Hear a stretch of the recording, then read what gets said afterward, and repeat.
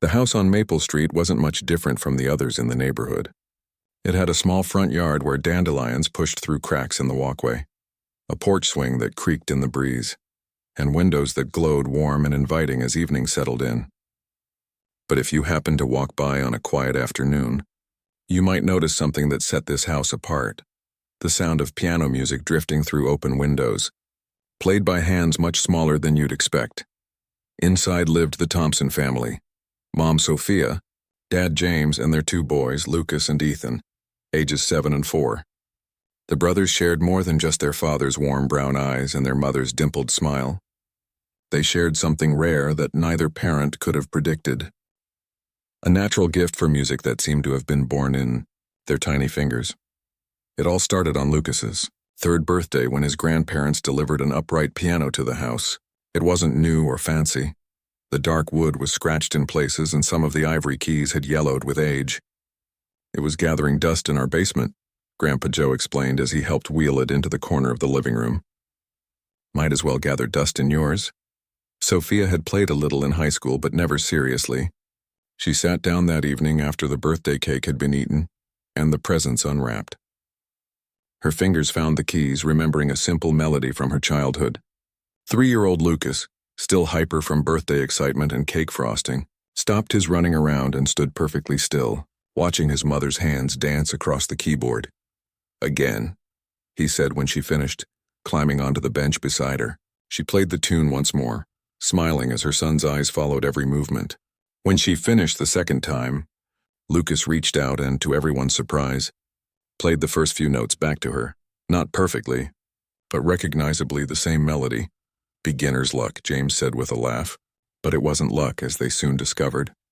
By the time Lucas turned 4, he could play simple songs after hearing them just a few times.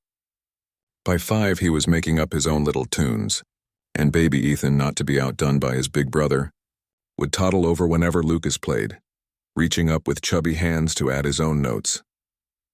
The Thompson living room became the heart of their home. With the old piano its beating center, Sophia found her old music books in the attic and began teaching Lucas the basics: how to read notes, how to position his small hands. What amazed her wasn't just how quickly he learned, but how much he loved it. There were no battles to get him to practice. The struggle was often getting him to stop for dinner. Little Ethan would sit on the floor nearby playing with trucks or blocks, seemingly occupied with his own games. But Sophia noticed how his head would bob in perfect time to the music, how he would hum along even when he seemed focused elsewhere.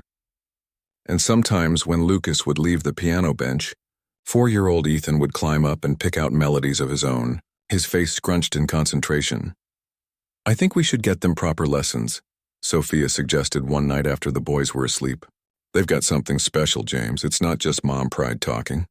James wasn't so sure. "They're just kids. Lucas should be outside playing ball, not stuck inside practicing scales. And Ethan's barely out of diapers." "They love it," Sophia said simply. "It makes them happy. When was the last time you saw Lucas so focused on anything? And have you noticed how Ethan's stutter disappears when he sings?" It was true. Ethan had started talking late, and when words finally came, they tumbled out in stuttering bursts that sometimes frustrated the little boy to tears. But when he sang, simple nursery songs or made-up tunes, the words flowed smooth as water. Finding a teacher willing to take on such young students proved challenging. 3 different instructors turned them down before they found Ms. Rivera, a retired music teacher who ran a small studio from her home just a few blocks away. "I don't normally teach children under 6, she warned when they called, "but bring them by. We'll see." The seeing turned into an hour-long session where Ms. Rivera sat back, occasionally offering direction but mostly watching as Lucas played the pieces he'd learned, and Ethan demonstrated his budding skills.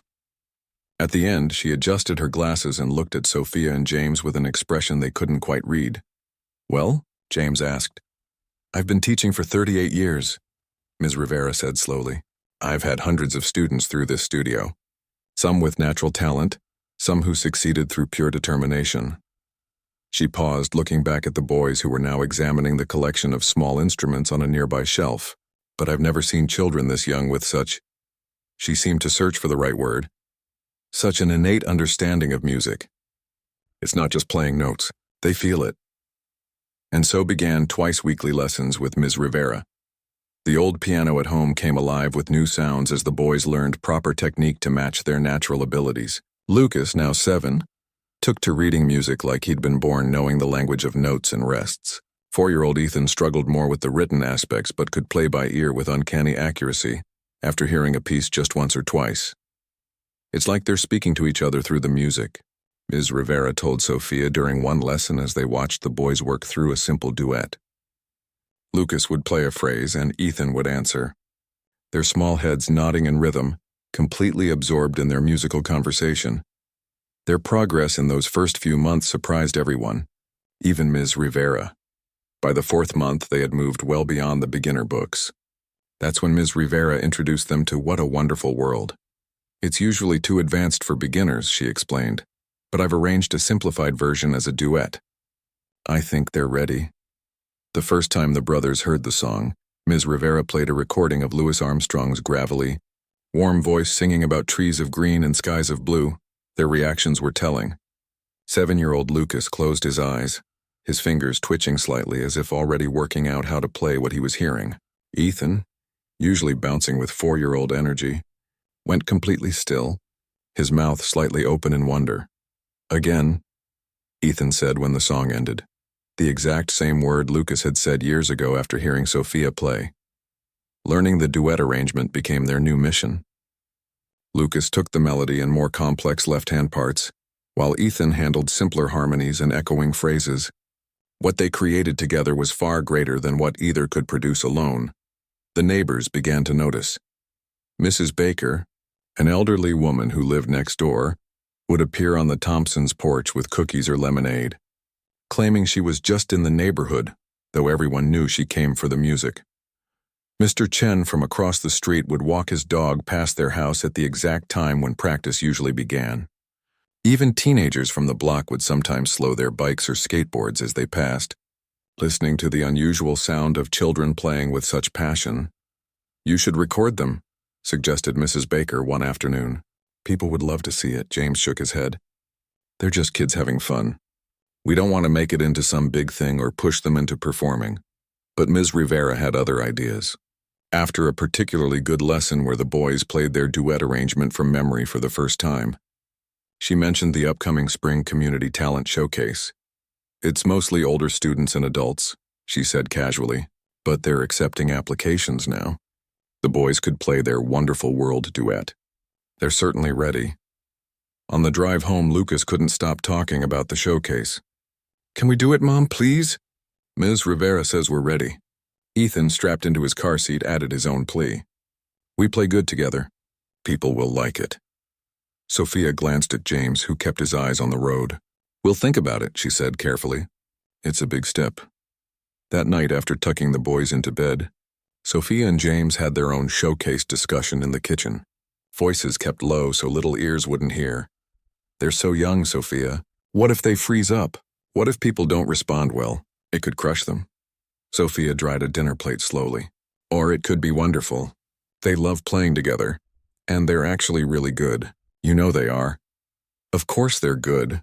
To us, to their teacher, to the neighbors who adore them. But a whole theater of strangers? Critics, judges. What they didn't know was that little Ethan had crept out of bed and was sitting at the top of the stairs, his favorite stuffed dinosaur clutched to his chest, listening to every word. In the simple logic of a 4-year-old mind, he heard only one thing. His daddy was afraid they weren't good enough. The next morning at breakfast, as James poured cereal and Sophia sliced fruit, Ethan marched into the kitchen with unusual determination for a boy not yet awake enough to have his Velcro sneakers on the right feet. Daddy, he said, his voice clear and without a hint of his usual stutter. Lucas and me want to play at the big show. We're not scared. We'll practice extra hard, promise. Lucas, coming in behind his brother, nodded firmly. We really want to try, Dad, please. James looked at his sons. One small but fierce in dinosaur pajamas, the other trying to look grown-up despite the bedhead and milk mustache. Then he looked at Sophia, who raised an eyebrow as if to say, well, how could he say no to those matching brown eyes so full of hope? The Thompson family calendar now had a big red circle around April 15th, the date of the Spring Community Talent Showcase. As winter melted into spring, the old piano in their living room rarely fell silent. Lucas and Ethan attacked their practice with newfound purpose, their small faces serious with concentration as they worked through their arrangement of What a Wonderful World. Remember, music tells a story. Ms. Rivera would remind them during their now twice-weekly lessons. What story are you telling when you play this song? 7-year-old Lucas thought carefully before answering. It's about seeing good things everywhere, even when some things are bad. Ethan, bouncing slightly on the piano bench as 4-year-olds rarely sit completely still, added his own take. It's about trees and babies and saying I love you. He sang the last 3 words in perfect pitch, making Ms. Rivera smile. That's right. And when you play together, you're both telling that story. Lucas, your hands tell the main story, and Ethan, your part is like the colorful pictures in a book. It makes the story even better. The boys nodded solemnly. This was serious business. At home, James built a small platform that they placed in front of their piano, so Ethan's feet wouldn't dangle uncomfortably from the bench during long practice sessions. Sophia found matching outfits for the performance. Navy blue pants, white shirts, and red bow ties that the boys pronounced super fancy when they tried them on. Do you think lots of people will come? Lucas asked one evening as Sophia tucked him into bed. I'm not sure, she answered honestly, but Grandma and Grandpa will be there, and Ms. Rivera and Dad and me. All the people who love you most. I want lots of people, Lucas said, surprising her. He wasn't usually one to seek attention. Because the song is so beautiful and people should hear beautiful things. Downstairs, James was having a similar conversation with Ethan, who was fighting sleep despite the late hour. What if I make a mistake? Ethan asked, his lower lip quivering slightly. The stutter that usually marked his speech emerged when he was tired or worried. What if I forget the notes? Then you keep going, James said gently, smoothing his son's wild hair. Nobody gets everything perfect all the time, not even grown-ups. Lucas does, Ethan said in a small voice. Lucas makes mistakes too, but you know what's special about you and your brother? You help each other. If one of you stumbles, the other is right there. That's what makes your music so good. You're a team. Ethan seemed to consider this, his eyelids growing heavy. Like superheroes, he murmured as sleep finally claimed him. James smiled in the dimness of the room. Exactly like superheroes, he whispered. As the showcase date grew closer, the boys' practice sessions intensified. Miss Rivera added an extra lesson each week, refusing to accept payment for the additional time. This is as much for me as for them, she insisted when Sophia tried to pay. In all my years of teaching, I've never had students quite like your boys. It's a gift to be part of their journey. The neighbors continued their not-so-subtle visits during practice time. Mrs. Baker brought her famous lemon squares, just because, though everyone knew she timed her, baking to coincide with the afternoon practice session. Mr. Chen would walk his dog past the house, sometimes stopping to rest on the porch steps, just for a minute, though his minutes stretched longer each time. A new visitor joined the informal audience, Mr. Grayson, an elderly man who had moved to the neighborhood recently to live with his daughter's family after his wife passed away. He walked with a cane and didn't say much, but his eyes lit up when the music started. One rainy afternoon, Sophia invited him to listen from inside, and after that, he became a regular fixture in the armchair by the window, often closing his eyes as the boys played. You fellows remind me of something, he told them after a particularly good run-through, his voice rough with age and emotion. My Eleanor, she loved this song. Danced to it at our 50th anniversary party. He cleared his throat. She would have gotten a kick out of hearing you two play it. The boys didn't fully understand the weight of his words, but they sensed the importance. The next time they practiced with Mr. Grayson present, they played with extra care, watching as his gnarled fingers tapped gently against his knee in time with the music. 2 weeks before the showcase, disaster struck. The Thompson household woke one morning to the sound of coughing, harsh, barking coughs that seemed too big to be coming from 4-year-old Ethan. By noon, he was burning with fever. His usually rosy cheeks flushed an alarming red. Croup, the doctor diagnosed later that day, fairly common in children his age. Keep him hydrated, use the humidifier, and he should improve in a few days, a week at most. But a week would put them dangerously close to the showcase date. Ethan's eyes filled with tears when Sophia explained he needed rest and couldn't practice for at least a few days. But we need to practice, he protested, his stutter more pronounced with illness and distress. We have to be perfect. Health first, music second, Sophia said firmly, tucking another blanket around him on the couch where she'd set up a makeshift sick bay. The showcase will still be there when you're better. Lucas took the news hard. He moped around the house, sitting at the piano but not playing, his fingers tracing silent patterns on the keys. It won't sound right with just me, he told his father. Our parts fit together. Like puzzle pieces, James couldn't argue with that. He'd heard how the brothers' separate parts created something magical when combined. Then we wait, he said simply. Ethan will get better and you'll have time to practice before the showcase. But as the days passed and Ethan's cough persisted, the calendar seemed to mock them.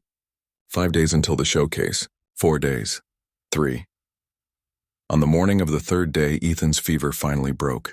His cough was still there, but less severe, and the doctor gave cautious approval for him to resume normal activities, as long as he doesn't overdo it. The first thing Ethan wanted was to play. Still in his pajamas, hair sticking up in all directions, he climbed onto the piano bench where Lucas was already waiting. Their first attempt was rough. Ethan's timing was off, and Lucas rushed through transitions they'd previously mastered. It's okay, Lucas said when Ethan's eyes welled with frustration. We just need to remember how it feels to play together again.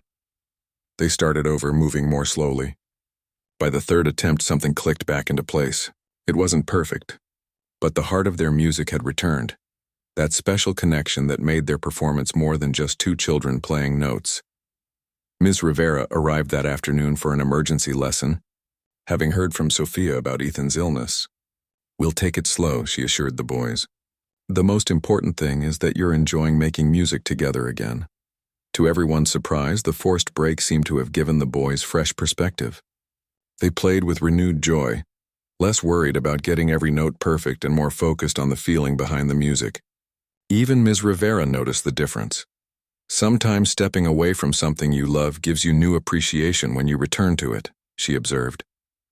You're not just playing notes anymore, you're making music.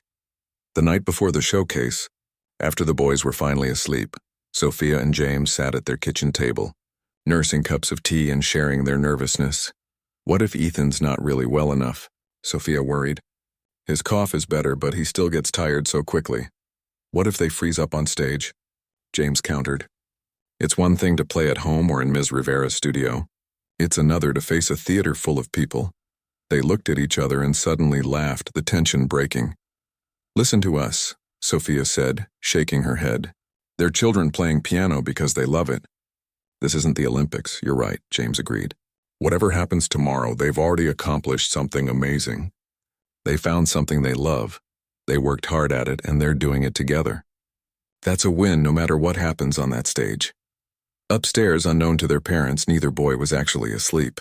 Lucas had sneaked into Ethan's room, and they were sitting on the floor with a flashlight, looking at the sheet music for What a Wonderful World one last time. I'm a little scared, Ethan admitted in a whisper. Me too, Lucas confessed. But Dad says being brave isn't about not feeling scared. It's about doing something even when you are scared. Ethan thought about this. Like when you went off the high diving board last summer.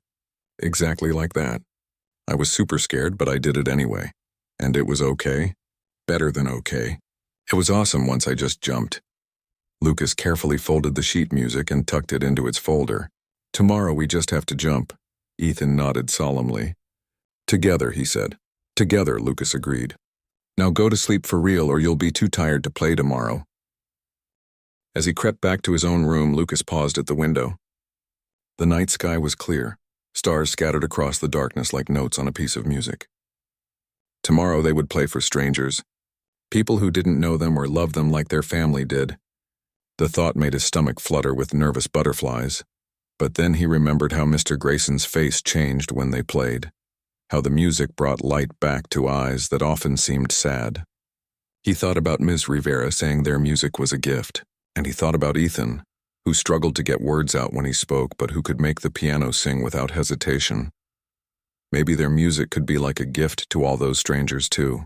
With that comforting thought, Lucas finally crawled into bed and drifted off to sleep, his dreams full of music and a world that really was wonderful. The morning of the Spring Community Talent Showcase arrived with golden sunshine streaming through the windows, as if the world itself approved of the day's importance. In the Thompson household, excitement mixed with nervousness created a buzzing energy that had everyone awake earlier than usual.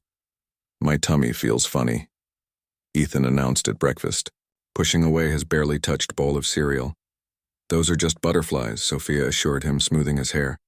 "Everyone gets them before they do something important. Even grown-ups?" Lucas asked, eyeing his father. James nodded, his coffee mug paused halfway to his lips. "Especially grown-ups. I had butterflies so bad on my wedding day that your Uncle Pete had to remind me to breathe." This made both boys giggle. The idea of their steady, calm father forgetting something as basic as breathing. "The trick," James continued, setting down his mug, "is to remember that butterflies mean you care about doing a good job. They're actually helpful if you look at them that way." Lucas seemed to consider this carefully. "So they're like friendly butterflies?" "Exactly," Sophia said. "Now eat up, both of you. Musicians need fuel for their big day." The showcase was scheduled for 2 p.m. at the Franklin Community Theater, a historic building in the center of town that had once been a grand movie palace in the 1930s. Though it had seen better days, with its faded velvet curtains and worn carpet, it still maintained an air of dignity that made any performance there feel special. The Thompson family arrived at noon, as instructed in the participant letter. The theater's backstage area buzzed with activity. Teenage dancers stretching in the corners, vocalists humming scales, parents fussing over costumes and hair. The brothers, in their matching outfits, stayed close together, taking in the controlled chaos around them with wide eyes. Ms. Rivera found them quickly, her usual calm demeanor slightly frayed at the edges. "There are my stars!" she exclaimed, bending down to their level. "How are we feeling today?" "Butterfly-ish," Ethan replied solemnly, making her laugh. "That's the perfect feeling," she assured him. "I've been teaching for almost 40 years and I still get butterflies before my students perform." She turned to Lucas. "The piano is already on stage. Would you two like to try it out before everyone arrives?" The boys nodded eagerly and Ms. Rivera led them through a side door onto the stage. The theater stretched out before them, row after row of empty red seats facing a stage that seemed impossibly large compared to Ms. Rivera's cozy studio. "It's huge," Lucas whispered, his voice echoing slightly in the empty space. The grand piano waiting center stage was nothing like their modest upright at home. Its gleaming black surface reflected the stage lights, and when Ms. Rivera lifted the lid, the boys peered inside with fascination at the complex machinery of hammers and strings. "It's bigger than our piano," Ethan observed, his small hand hovering over the pristine white keys without touching them, as if they might bite. "But the notes are exactly the same," Ms. Rivera assured him. "Middle C is still middle C no matter what piano you play. Would you like to try it?" Hesitantly, the boys settled onto the bench which had been lowered to accommodate their small frames. Lucas played a tentative scale, his eyebrows raising at the rich, resonant sound that was so different from their home piano. Encouraged, Ethan joined in with a simple melody they often played together during warm-ups. As they grew more comfortable, Ms. Rivera suggested they play a portion of their showcase piece. "Not the whole thing," she cautioned. "Save that special energy for your performance. But let's make sure you're comfortable with how this piano feels and sounds." They played the opening section of What a Wonderful World, their small hands finding their places with practiced ease despite the unfamiliar instrument. The sound swelled and filled the empty theater, bouncing back from the high ceiling and walls in a way that made both boys smile in surprise and delight. "It's like the room is singing back to us," Lucas said with wonder. From the back of the theater, a voice called out, "Sounds wonderful, boys." It was the showcase director, a tall woman with a clipboard who had been watching from the shadows. "You two are our youngest performers today. How old are you?" "I'm 7, Lucas answered. "Ethan is 4. The director's eyebrows shot up and she made a note on her clipboard. "Well, I look forward to your performance. You'll be number 12 in the program, right after the high school string quartet." As she walked away, Ethan tugged at Ms. Rivera's sleeve. "What's a string quartet?" 4 people playing string instruments together, usually 2 violins, a viola, and a cello," she explained. They've been playing together for years. They're very good. Ethan's face fell slightly. Better than us? Miss Rivera knelt down, looking both boys in the eyes. Music isn't about better or worse. Each performer brings something unique. Those high school students have more experience, yes. But you two have something special too. A natural connection to the music and to each other that can't be taught. This seemed to reassure them, and they returned backstage where Sophia and James were waiting. The next hour passed in a blur of activity. A quick lunch from the snack Sophia had packed, a visit to the backstage bathroom to wash hands and check bow ties, and final reminders from Ms. Rivera about tempo and dynamics. As showtime approached, the backstage area grew more crowded and tense. Some performers paced nervously.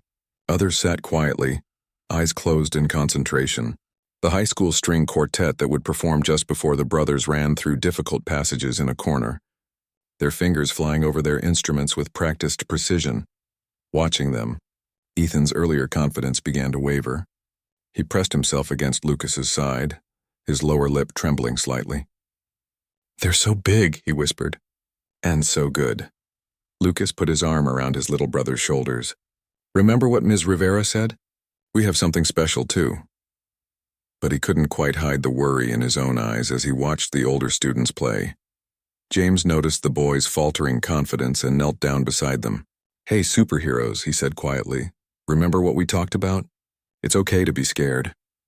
"We're not scared," Lucas said quickly, though his voice lacked conviction. James smiled. "Well, I am. My heart's beating super fast just thinking about watching you perform." "Really?" Ethan asked, surprise momentarily replacing his worry. "Really," James confirmed. "But you know what else I'm feeling? Pride. So much pride it feels like my chest might burst with it. Because my two boys are brave enough to share their gift with all these people." The house lights flashed, signaling 5 minutes until the showcase began. Sophia joined them, carrying the booster cushion Ethan would need to reach the piano keys comfortably. "They're opening the doors," she reported. The theater's filling up fast. From their backstage vantage point, the brothers could see audience members filing in, families with children, elderly couples helping each other to their seats, teenagers in small, chattering groups. Among the crowd, they spotted familiar faces, Grandma and Grandpa waving enthusiastically from the third row, Mrs. Baker settling in beside Mr. Chen, and Mr. Grayson being helped to his seat by his daughter. "Look," Lucas whispered to Ethan, "all our people came." The showcase began with a welcome from the director and a performance by a local dance studio, 12 girls in pink tutus twirling to classical music. The brothers watched from the wings, Ethan's mouth slightly open in wonder at the spectacle. One by one, the acts took their turn on stage. A teenage boy playing electric guitar, twin sisters singing a pop song, a man juggling bowling pins while riding a unicycle. Each performance was met with enthusiastic applause, the supportive audience cheering for neighbors and friends. As the high school string quartet took the stage, Ms. Rivera appeared at the brothers' side. "You're next," she whispered. "Remember to bow when you walk on stage, and again after you finish playing." The quartet's performance was indeed impressive. 4 teenagers playing a complex piece that had the audience leaning forward in their seats. When they finished with a dramatic flourish, the theater erupted in applause. As the quartet took their bows and exited on the opposite side of the stage, the showcase director stepped to the microphone. "Ladies and gentlemen, our next performers are quite special. Please welcome 2 young brothers who will play a piano duet arrangement of What a Wonderful World. Lucas Thompson, age 7, and Ethan Thompson, age 4. A murmur of surprise rippled through the audience at the mention of their ages. The spotlight shifted, illuminating the grand piano waiting center stage. This was it. The moment weeks of practice had been building toward. Sophia gave each boy a quick kiss on the cheek. James squeezed their shoulders gently. Ms. Rivera straightened their bow ties one last time. And then the brothers were walking out onto the stage, hand in hand, looking impossibly small in the vast space. They approached the piano, remembered to bow as instructed, and climbed onto the bench together. Ethan settled on his booster cushion, his legs dangling, while Lucas positioned his hands over the keys. For a moment they sat perfectly still, the silence in the theater complete except for an occasional cough or rustle of a program. Lucas looked at Ethan, who gave a tiny nod. And then, with a deep breath, Lucas's fingers pressed the first keys, beginning the gentle introduction to What a Wonderful World. The first few notes seemed to hang in the air, clear and pure in the hushed theater. From his position in the wings, James held his breath, his hand finding Sophia's and squeezing tight. Ms. Rivera pressed her fingers to her lips, her eyes never leaving her young students. 4 measures in, right on cue. Ethan joined with his part, simple harmonies that complemented his brother's melody. Together, their music began to tell the story of a world filled with wonder, trees of green, skies of blue, the bright, blessed day, the dark, sacred night. Something magical happened as they played. The nervousness fell away. The audience disappeared. The unfamiliar piano became an extension of their hands. Just as they did at home and in Ms. Rivera's studio, the brothers communicated through glances and slight nods, their bodies swaying gently in time with the music. They reached the middle section of the song where the arrangement grew more complex. Lucas played a running passage with his right hand while his left provided steady chords. Ethan added delicate high notes that sparkled above his brother's melody like stars in a night sky. In the audience, Mr. Grayson closed his eyes, his gnarled hand keeping time against his knee. Mrs. Baker wiped a tear from her cheek. Grandma and Grandpa held hands, their faces glowing with pride. As the piece neared its conclusion, the brothers locked eyes for just a moment, a silent confirmation that they would finish together, just as they had practiced hundreds of times. The final chords resonated through the theater, lingering in the air even after their small hands had lifted from the keys. For a heartbeat, the theater remained absolutely silent. And then, the silence lasted only a moment before the theater erupted. Applause thundered through the room, startling both boys. Ethan's eyes widened at the noise, and he instinctively leaned closer to Lucas, who sat frozen in surprise at the reaction. It wasn't just polite clapping. People were standing up, their faces bright with genuine emotion. Some were wiping tears from their cheeks. Others were smiling so widely it looked almost painful. The spotlight remained on the brothers as they sat, momentarily stunned by the response. From the wings, Ms. Rivera made a subtle gesturing motion reminding them to bow. Lucas recovered first, gently nudging Ethan, and they slid off the bench together. They remembered their practice, standing side by side and bowing just as Ms. Rivera had taught them. This prompted another wave of applause, even louder than before. In the third row, Grandpa was on his feet, clapping so hard his glasses slid down his nose. Beside him, Grandma dabbed at her eyes with a tissue. Mr. Grayson leaned heavily on his cane as he stood, his weathered face transformed by a smile that made him look years younger. "Wave to them," Lucas whispered to his brother, demonstrating with a shy wave of his own. Ethan copied him, his small hand moving hesitantly at first, then with more enthusiasm as the crowd responded with whistles and cheers. The showcase director appeared at the edge of the stage, gesturing for the brothers to exit. They took one final bow and made their way off stage, where their parents waited with outstretched arms.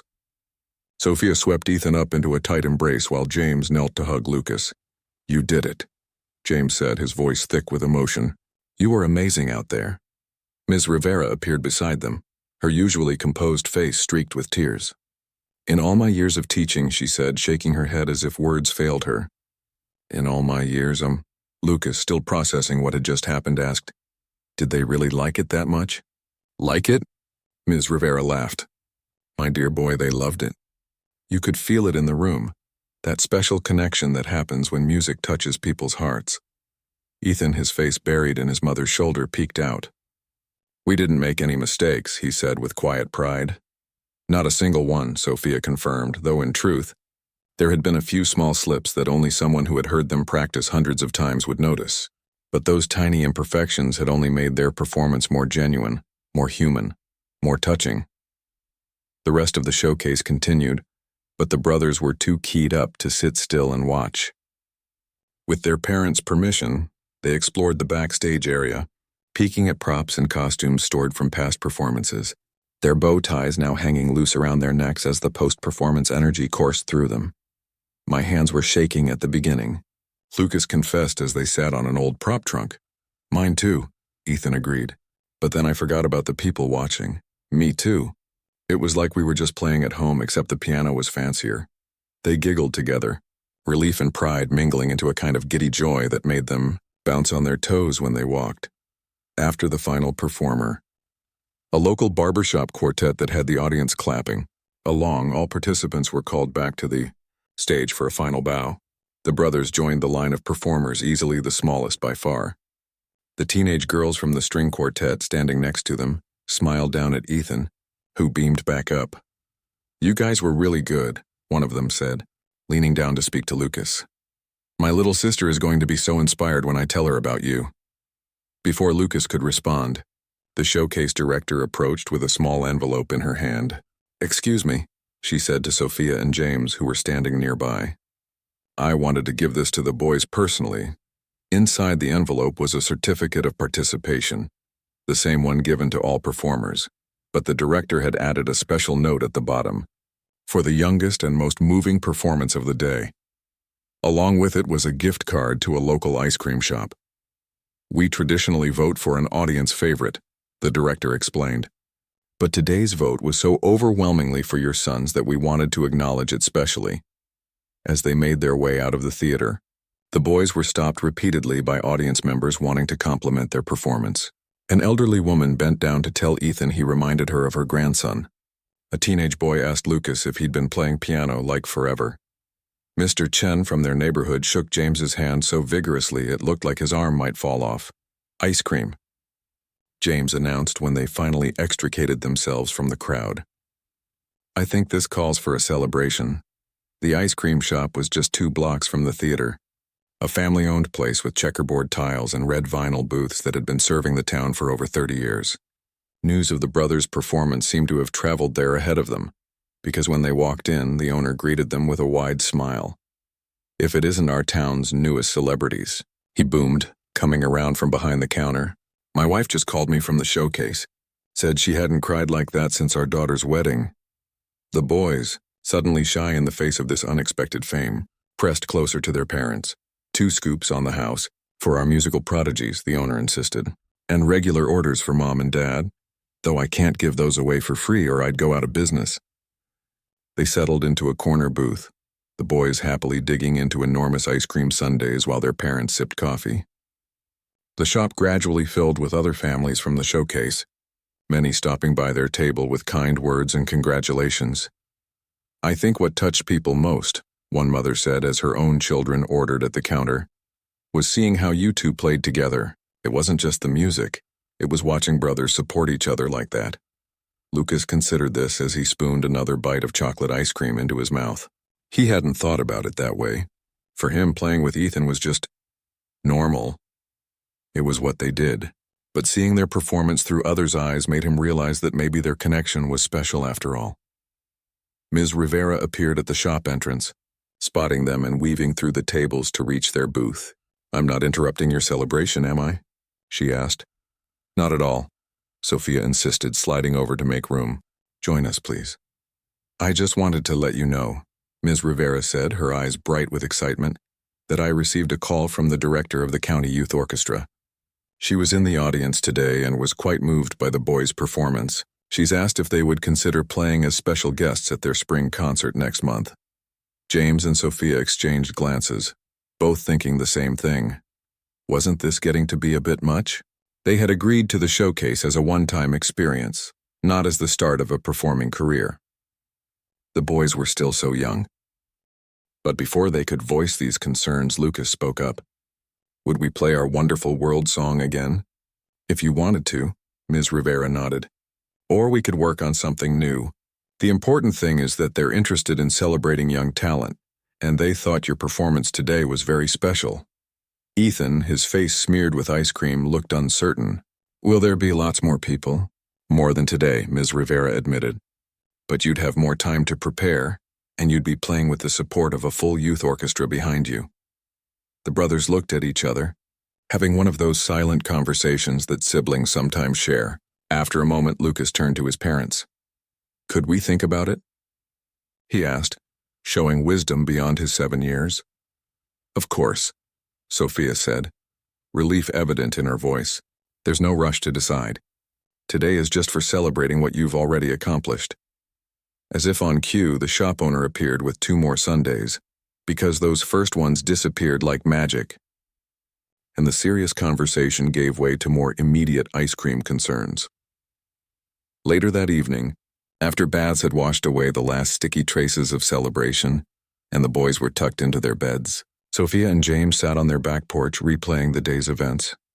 "I still can't quite believe it," Sophia said, her head resting on her husband's shoulder. "Did you see their faces when everyone stood up?" "I saw everyone else's faces too," James replied. "That wasn't just polite applause for cute kids. They genuinely moved people today." The night was warm for April, crickets providing a gentle soundtrack to their conversation. Through the open window behind them, they could hear the occasional murmur as the boys talked instead of sleeping, their excitement still too fresh for dreams. "So what do we do now?" Sophia asked the question that had been hovering between them all evening. "Do we let them play at the county concert? And if they do well there, what comes next? Where does it end?" James was quiet for a long moment, considering. "I don't think we need to decide that tonight," he finally said. "Or even this week. They're still just little boys who happen to be good at something they love. As long as they keep loving it, I think our job is just to give them opportunities without pressure." Inside the house, unbeknownst to their parents, Lucas had sneaked into Ethan's room again. The brothers lay side by side on the small bed, staring up at the glow-in-the-dark stars stuck to the ceiling.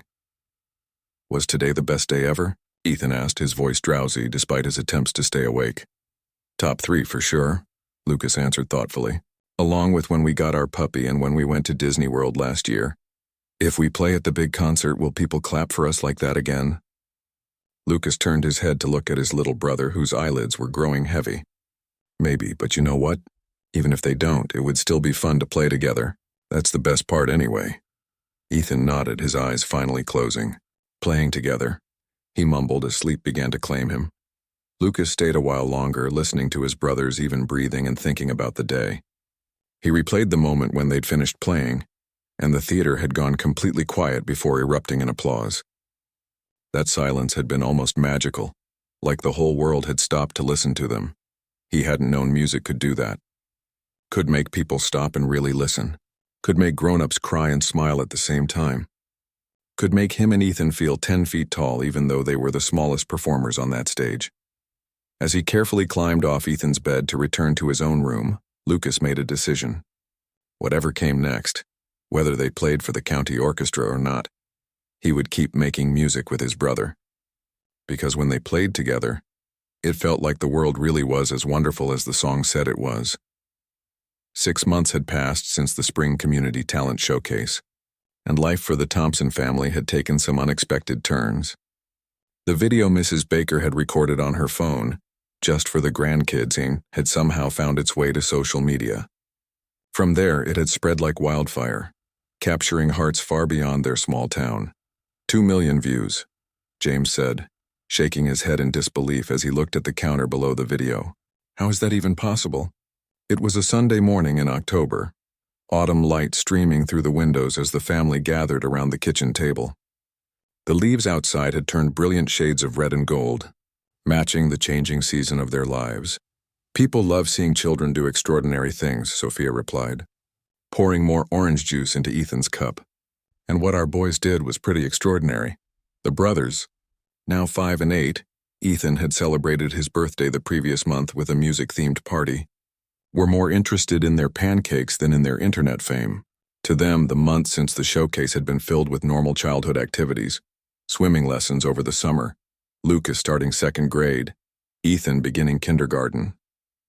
They still played piano nearly every day, but it remained what it had always been, something they did because they loved it. They had, after careful family discussions, played at the County Youth Orchestra concert in May. The experience had been different from the showcase, less intimate but exciting in its own way, with the rich sound of the orchestra supporting their piano duet. The audience response had been enthusiastic, but nothing could quite match the magic of that first performance when no one had known what to expect from 2 small brothers at a piano. What followed was a series of decisions that James and Sophia made with their son's best interests at heart. They declined offers from a talent agent who wanted to package the boys for television appearances. They politely turned down invitations that would have required travel or interfered with school. They agreed to only 2 more public performances, one at a children's hospital where the boys' music brought smiles to young patients, and another at a retirement community where Mr. Grayson now lived after a fall had made it difficult for him to manage stairs. "We have a visitor coming today," Sophia reminded everyone as she wiped maple syrup from Ethan's chin. "Ms. Rivera is bringing someone she wants us to meet." Lucas perked up at this. "Is it the piano tuner?" "Our piano sounds funny on the high notes." "No, though we should schedule a tuning," James replied. "It's someone from the community music school. Ms. Rivera thinks you might enjoy their program." The community music school was well known in the area, a nonprofit organization that provided music education to children regardless of their ability to pay. Their downtown building housed practice rooms, recital spaces, and classrooms where young musicians could learn everything from theory to composition. "Will we have to stop taking lessons with Ms. Rivera?" Ethan asked, worry creasing his forehead. "Absolutely not," Sophia assured him. "Ms. Rivera would never suggest that. I think this is about giving you both some additional opportunities." The doorbell rang just as they were clearing the breakfast dishes.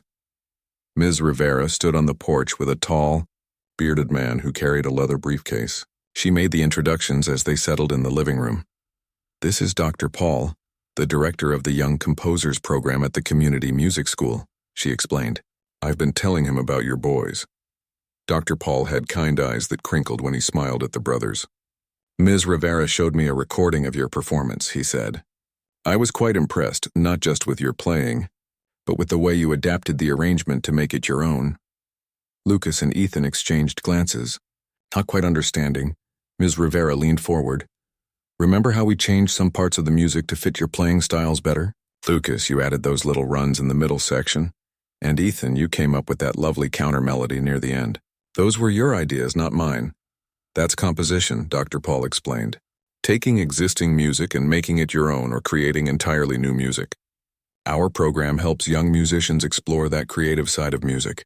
He opened his briefcase and took out some colorful brochures. "The Young Composers program meets on Saturday mornings.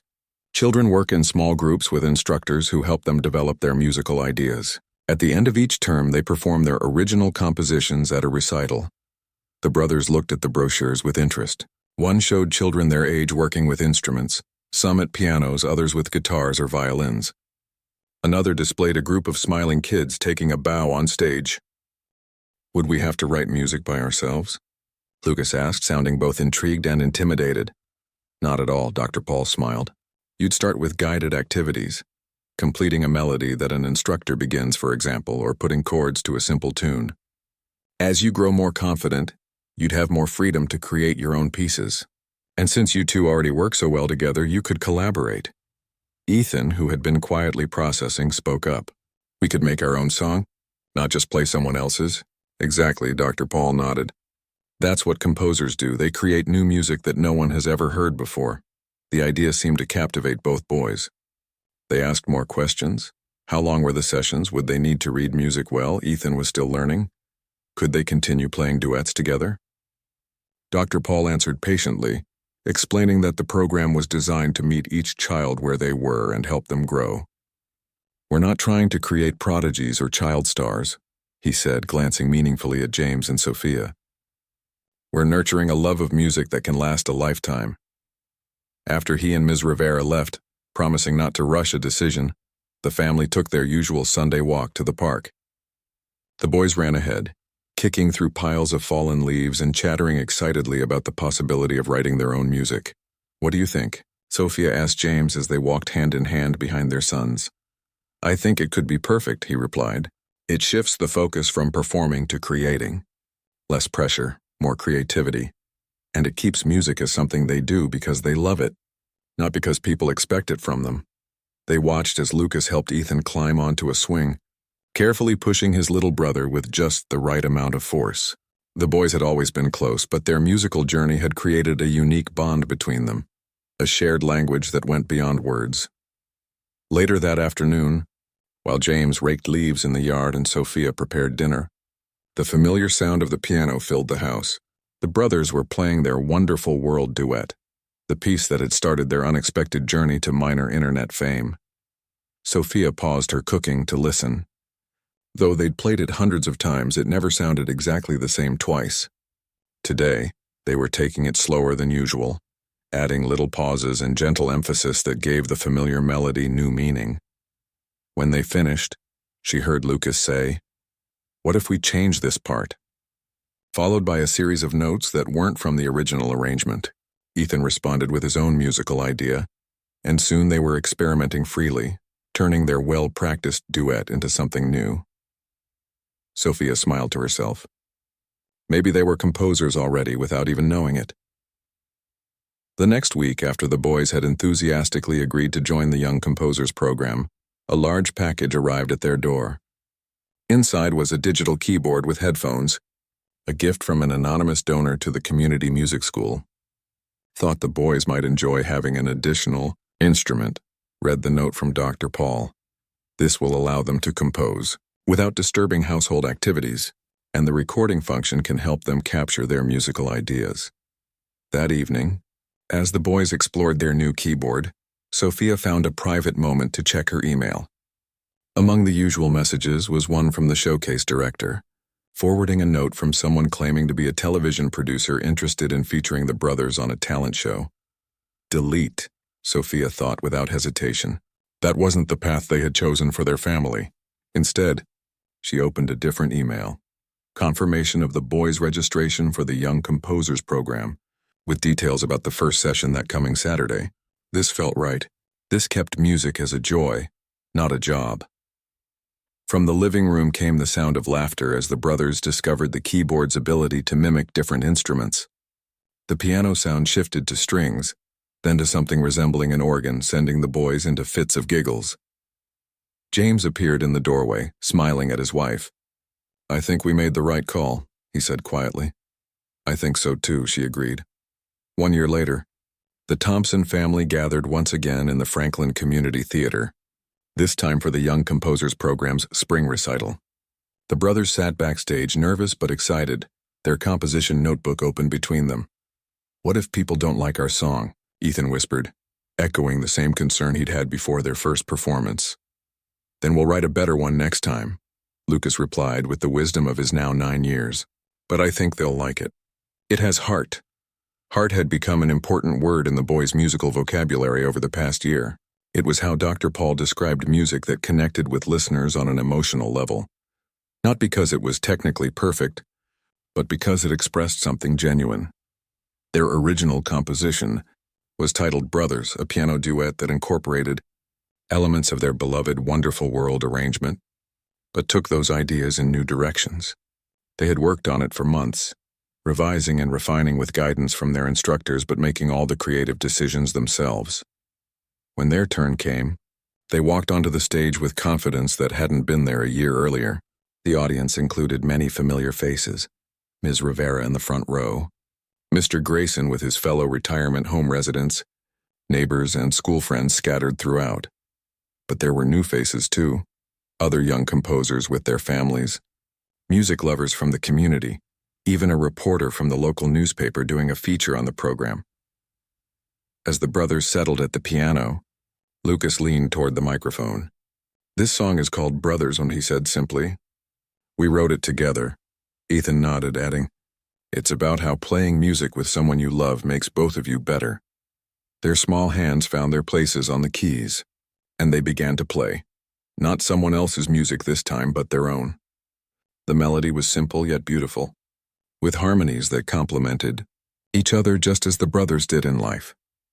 Those who had seen their viral video performance might have recognized echoes of What a Wonderful World but transformed through the perspective of two young brothers who had discovered the joy of not just playing music, but creating it.